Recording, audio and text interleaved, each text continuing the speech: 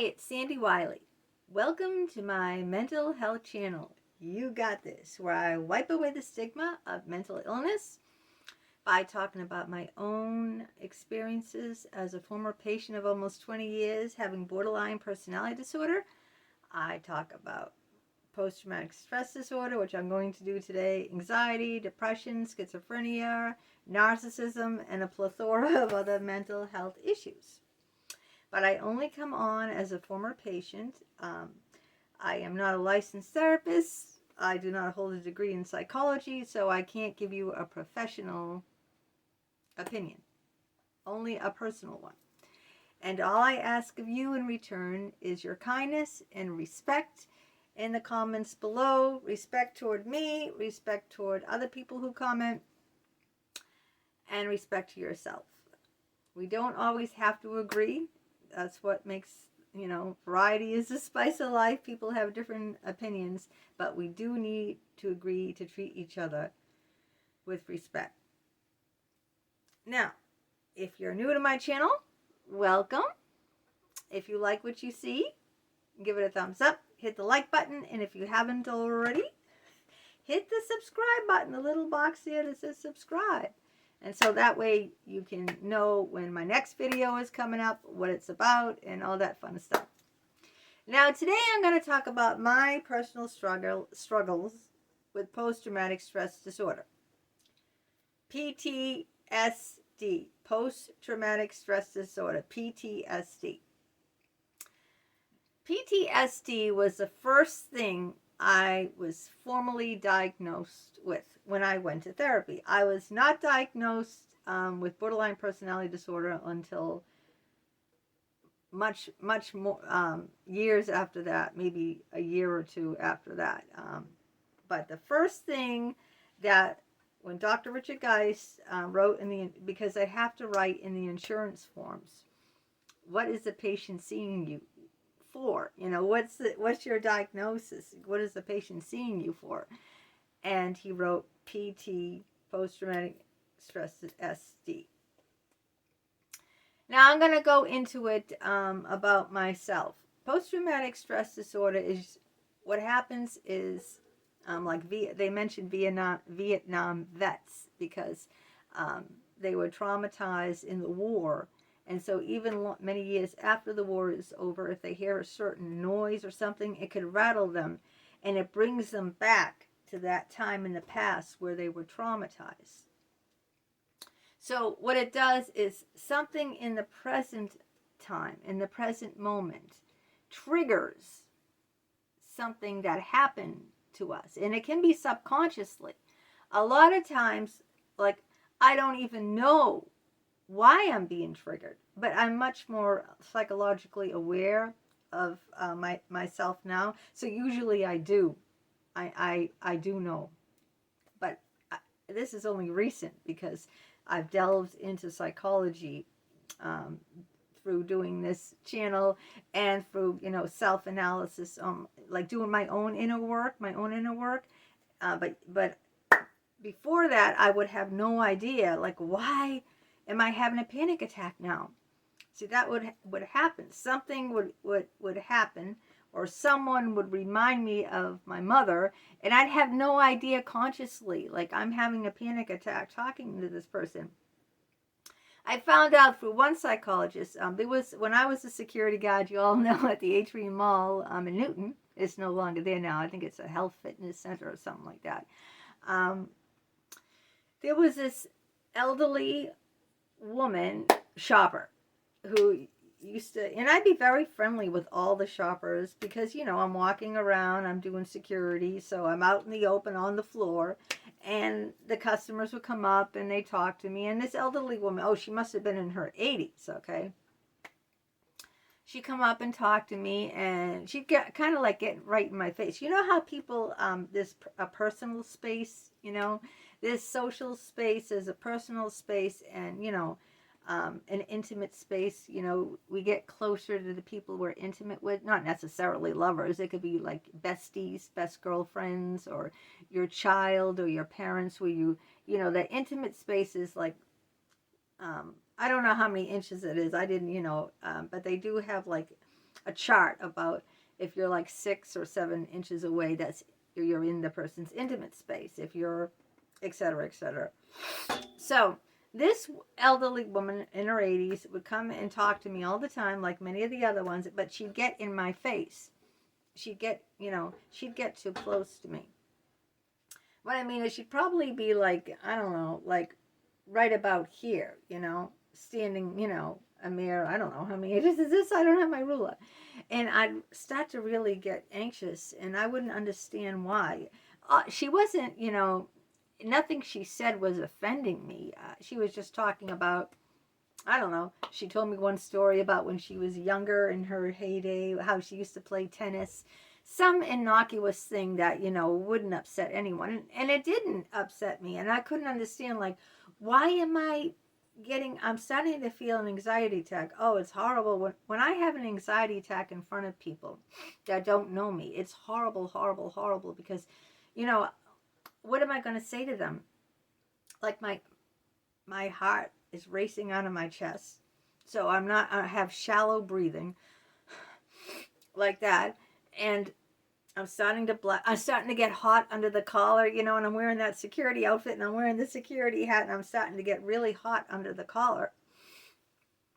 And, I'm starting to feel lightheaded and and all at the same time, I'm trying to have a conversation with this elderly woman who's in my face, and I would just try to make nice and then, try to excuse myself, like, oh, I have to, the walkie-talkie, comes on and I have to, go check this thing or whatever.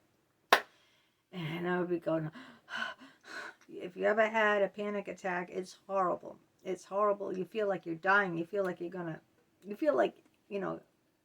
head is spinning, your heart's coming out of your chest, you're sweating, you're dripping, and your whole face and neck is red, and you feel like you're losing control. Like you're not in control.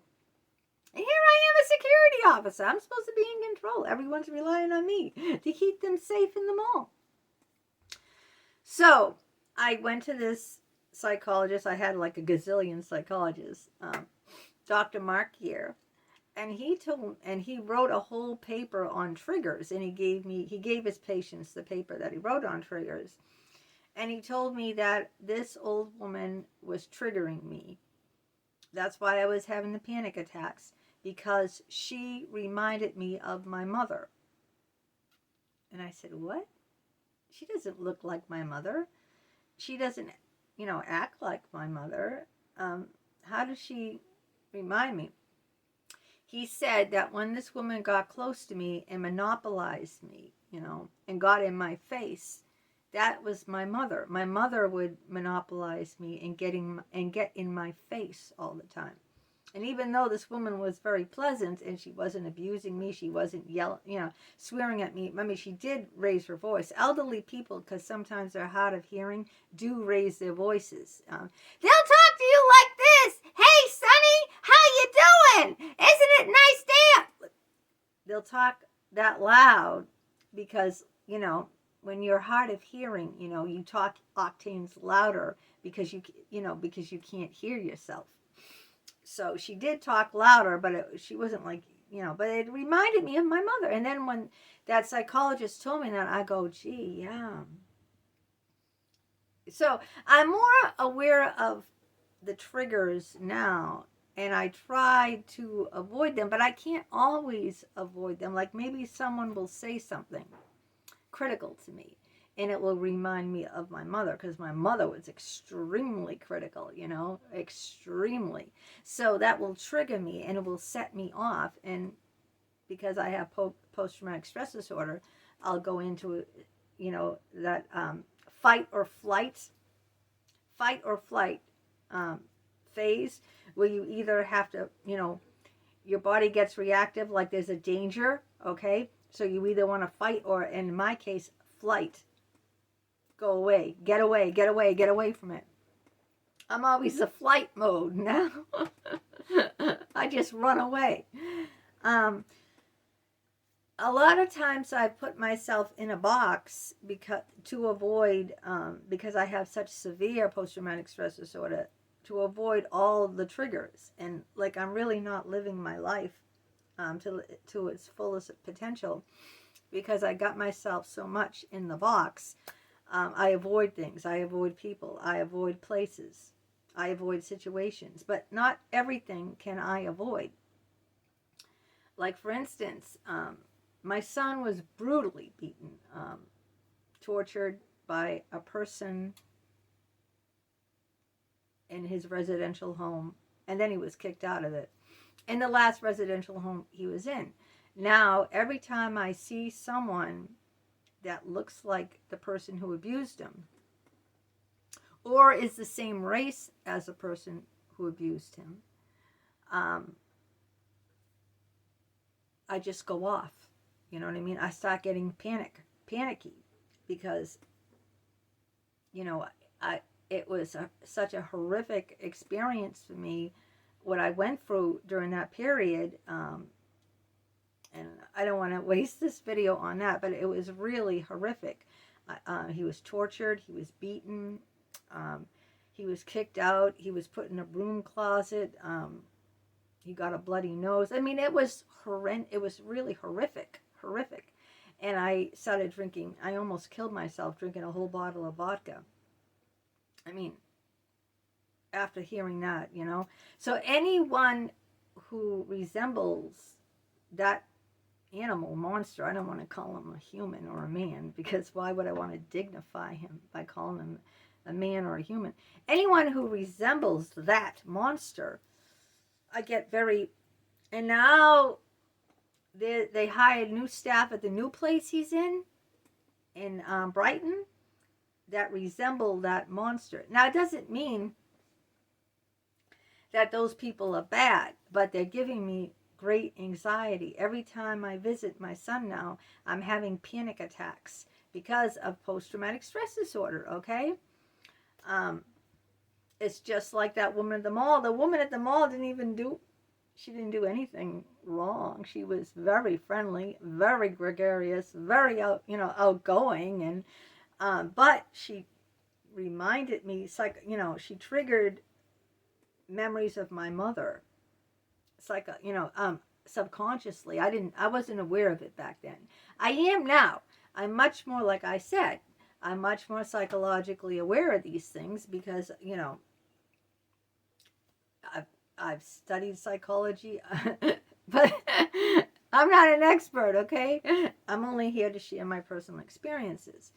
So, I try to talk reason, but it's very hard when you have post-traumatic stress disorder to reason with it. Like, reasoning with anxiety is very difficult. You can say, okay, these people aren't going to harm my son, even though they look the spitting image of the monster who did harm my son. Just because someone looks like someone doesn't mean they are like them. And maybe even though they're acting a little bit like that monster, they might have the same personality, they might have the same smile, or they might have, similar features of someone who severely abused you. It could even be a smell, or it could be, or a song, or a sound. Anything can trigger you and give you, if you have post-traumatic stress disorder, anything can be a trigger. Not just a person. It could be a smell. I don't know. Maybe, a woman was, I'm trying to think, was molested by her father, and the house smelled of apple pie, because while this was happening, her mother was, just made an apple pie. So every time she smells apple pie or sees apple pie, she starts, that memory will be triggered of that abuse. And even if you are aware of it, because I am aware of it, and I say, okay, these guys are not the monster that beat my son. They may look like the monster that beat my son. They may be the same race as the monster who beat my son. They may even look at me lewdly, which they do, as the monster that beat my son. But, they're going to be there, and they work there around my son. And my son's an invalid, and he can't really stand up for himself. He's been sexually molested in these places. He's been beaten in these places. I don't believe in institutions. I just don't. I had a big fight with my husband. We didn't sleep for a week because I wanted to bring my son home where he's safe. And my husband said, you can't bring him home. We can't take care of him. My other son lives here. There's only 2 bedrooms, and my other son and my husband and we all 3 of us work from home. And my son needs round the clock care. He follows you all around the house. He needs round the clock care. He doesn't understand. Daddy's working. We have to be quiet. You can't go in that room because Daddy, he wouldn't understand that. He's like a 2-year-old. He has no comprehension of things like that. You can't say to him. So what I'm trying to say is my husband will not, and my other son, who's an adult too, those two against 3 will not allow my son to live here. They are against it. I fought. I didn't have sleep, 1 ounce of sleep for a week. So he has to be in these institutions. It's not like an institution like a hospital. It's a regular house. He has his own bedroom. He did in the other place too. It was a regular house. He had his own bedroom and this trained staff that look out for him. But a lot of these people are very disturbed, just like the psychologists, A lot of psychologists are mentally disturbed, and they have abused me so badly that I no longer go to therapy, I will not go to another doctor again, ever, because I've been badly abused, verbally, mentally, sexually, physically. So that has turned me off completely. So even though you try to rationalize that, you're being this way because you're being triggered by someone in your past when you went through, even though you can rationalize it, it doesn't really help me. I still feel triggered. Even when I rationalize, there's no, I'm only acting this way because I'm triggered, because these people remind me of the person in the past, the monster in the past, Even though I can rationalize it and explain it away, you can explain anything away, but inside I'm still shattered. I'm completely shattered in millions of pieces over what's happened to me, millions. And you know what I mean? You can explain, explain it, but it doesn't, it doesn't help me. I'm still, like that. And I'm not going to go on drugs, anxiety drugs or anything. I did a video last time about when my father went off his drugs, but that was because he had a severe mental illness that made him, not able to function. Hurt people, almost kill my mother. That's why, I'm not going to hurt myself. I'm not going to hurt anyone else over having this anxiety or panic, I'm not a threat to myself, or I'm not a threat to society, so I'm not going to start taking, anxiety medications and all that stuff. But, that's another topic for another video about medication. Do we take medication? Do we not take medication? What about other practices, other healing practices that would help things like this? I'm sure there's a lot of light healers out there that would be able to come on and talk about it here. Talk about what you do to help, if you have any of these troubles. And I'd love to hear from you in your comments. The same group of people comment all the time. It's just like I get the same group of people. I think, other people are too afraid to say anything, because they never say anything. It's just like the same group of people over and over who comment. But anyway, I'd love to hear from everyone and, to share your experiences with me. And if there's a way to, to help, with these triggers, I sure would love to know that, because rationalizing it and being consciously aware of it hasn't helped me at all.